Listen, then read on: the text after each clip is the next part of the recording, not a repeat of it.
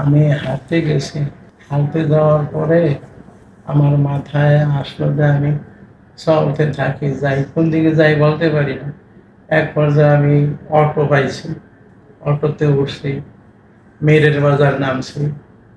নামিয়ার পরে মনে চাইলো যে আমি আমার ওই জয়দেবপুর যাই, সিএনজি দিয়া জয়দেবপুর গেছি।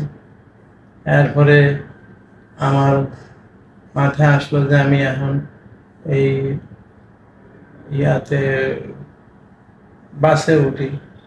বাসে উঠা তারপরে কোন জায়গায় জানি শ্যামলী না জানি কোন জায়গায় নামাইছে।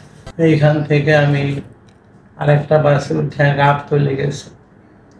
ওইখান থেকে আমি মনে চাইলো যে আমি টিকিট করি, কই যাবো। আমার খেয়াল হলো যে আমি পঞ্চগড় যাই। পঞ্চগড় গভীর অনেক রাত্রে পঞ্চগড় নামছি। নামার পরে হাঁটতেছিলাম, কোন দিকে হাঁটতেছি আমি জানি না, আমি চিনি না, হাঁটতেছিলাম।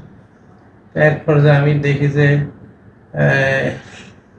পঞ্চগড় জেলা প্রশাসকের কার্যালয়, তারপরে পুলিশ লাইন্স, এগুলি হাঁটিয়া পার হয়ে গেছে।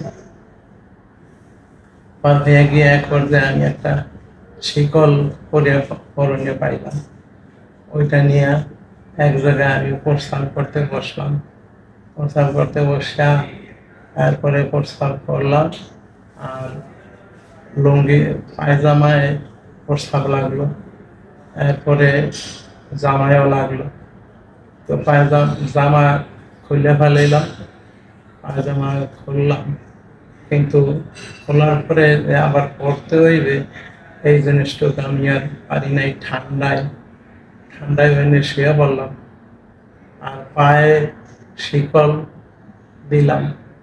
পায়ে শিকল দিয়া এরপরে আমার এই যে কেন করতেছি এইটার কোনো চিন্তা ভাবনা কিছুই আমার নাই, খালি যা মাথায় আসতেছে তা করতেছি।